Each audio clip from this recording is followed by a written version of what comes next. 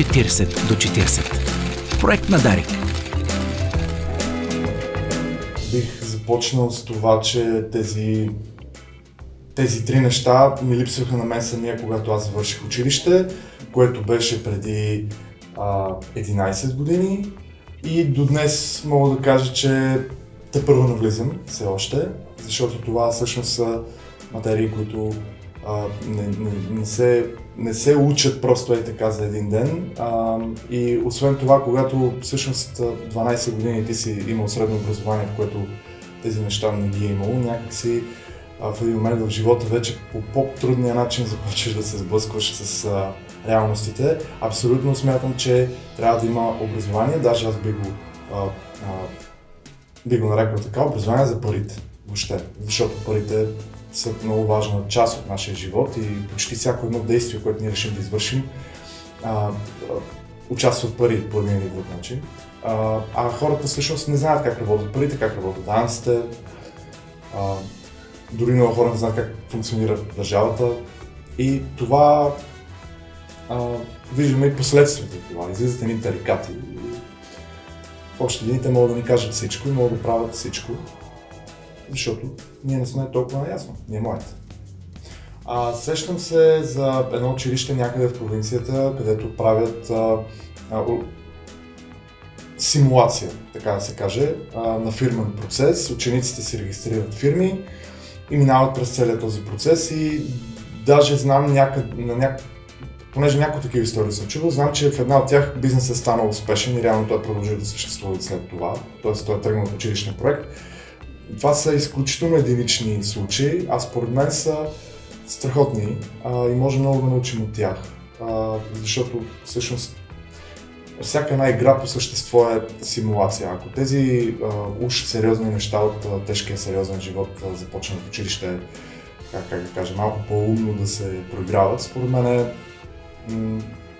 ще има много по-голям интереси към бизнес да се прави. Факт е, че ние имаме процента, не знам колко точно, но процента младежи в България, които решават да направят нещо свое, е доста малък, според мен.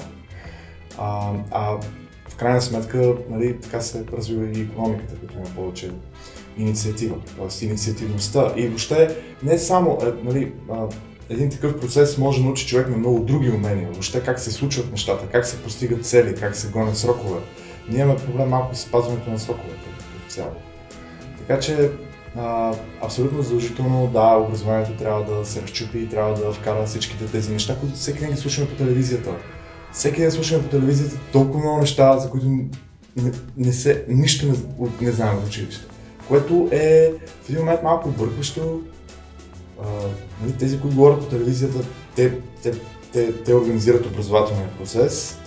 В следващия момент някой излиза и казва, това, че ти не си успешен, си е твой проблем, защото ние сме стартирали при равни условия. Не е точно така. В една пазарна икономика, каквато е България, всъщност старта не е равен, ако всички играчи на него не са що-годе еднакво образовани. Така че да, важно е да знам всичко това. Май аз вече съм на тази възраст, където трябва да почна да ги мисля тези неща. Още искам да съм на възрастта, където не се налага да ги мисля. Може би е малко трудно да отговоря. То в общи линии въпросът винаги стои така. Или харчиш всичко на момента, т.е. фокусираш се върху настоящето, или мислиш повече за бъдещето и спестяваш. Проблема с спестяването и въобще с кътането на средства е, че в днешно време никой не знае какво ще е бъдещето. Може би липсата на сигурност в бъдещето провокира младите да има малко сета. Което е проблем, защото в един момент младите спират да са млади и тогава вече има очакване към държавата, към бизнеса, че трябва да направи нещо. Трудно е млад човек на моите възраст да мисли за пенсия, честно казвам. Но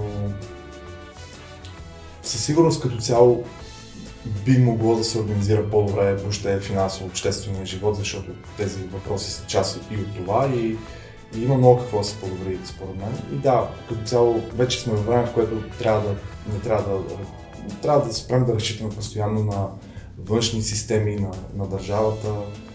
Всъщност, в общи линии всеки трябва да си измисли пътеката и да използва инструментите. Ако не е хубавото на днешния свят, че инструменти има много.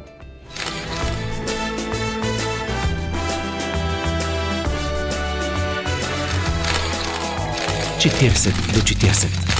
Проект на Дарик.